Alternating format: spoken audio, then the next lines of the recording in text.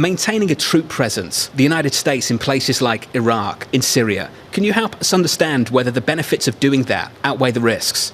I argue and have for many years, not only does it not benefit us, it gives us nothing but a strategic vulnerability.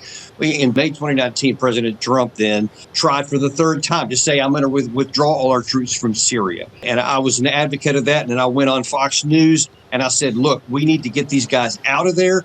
He needs to succeed with that because all it does is provide an opportunity for some of these Iran-backed groups or other kind of Islamic groups to just target them. If you take those troops out, then we have no point of vulnerability. If those troops were there and doing something of value to the United States and they were necessary for our security, then it might be worth the risk. They aren't. There is no value to our country at all. They are almost purely a vulnerability. And now it's going to be harder to take them out because people are going to be afraid of, but it'll cause, that people will think we're weak or that we're forced out. Look, they'll say whatever they want to say, but you can't leave American troops there and just leave a ticking time bomb until one of them gets killed. And then you have to actually decide whether you're going to strike possibly even Iran and get us drawn into a war. Nothing is worth that. Colonel Davis, would you acknowledge that the decision to withdraw them now, since the events of several weeks ago, is a harder one to make, or is it an easier one to make? Oh, absolutely. 100% it's a harder one to make. It's still the right one to make. Because consider this, if we don't make that decision and say, well, people will say all those things, and then Americans get killed, and then the president is forced having to make a decision to strike Iran, which could draw a war, that would be catastrophically worse than what people may think or say now. So I still think it's necessary, but it's much harder politically, especially. Colonel Davis, when we talk about the philosophy of deterrence, how do you understand some of the aircraft carriers and other types of military ships in the Mediterranean right now? Do you think that that is an effective strategy of deterrence?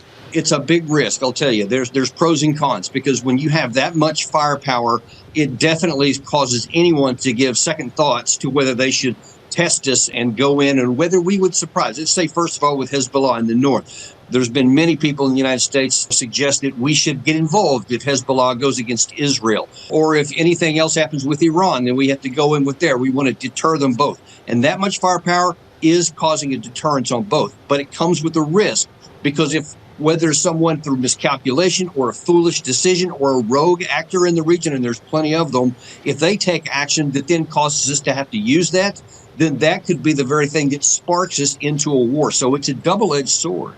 And Colonel, it's coming at a time where there are a lot of questions around morale of our troops. And I'm wondering, from your vantage point, how you see that evolving right now as the U.S. gets more involved in conflicts, whether it's in Israel or potentially on the border of Ukraine. I'm sure that everybody who volunteered was very similar in one regard to when I volunteered to serve. And that is, we said we want to join our force to defend America. If we're attacked, we want to defend our interests. And if necessary, we're willing to even lay our lives down for that. There's no one that I know of that would dispute any of that. What we didn't do is say, hey, we want to put our lives on the risk for some other government, like Iraq. We have troops on the ground in Iraq that are helping Baghdad. They're not helping us. Or in Syria, that's helping the SDF, Syrian Democratic Forces, not us. Or ad infinitum. There's so many places where it's helping other countries, it's not helping us. And it's not a good thing for, like, say, the family members. When people are thinking about joining up, do you really want to have your kid go in and maybe just be a pawn in the middle of the desert that's not even necessary for our security?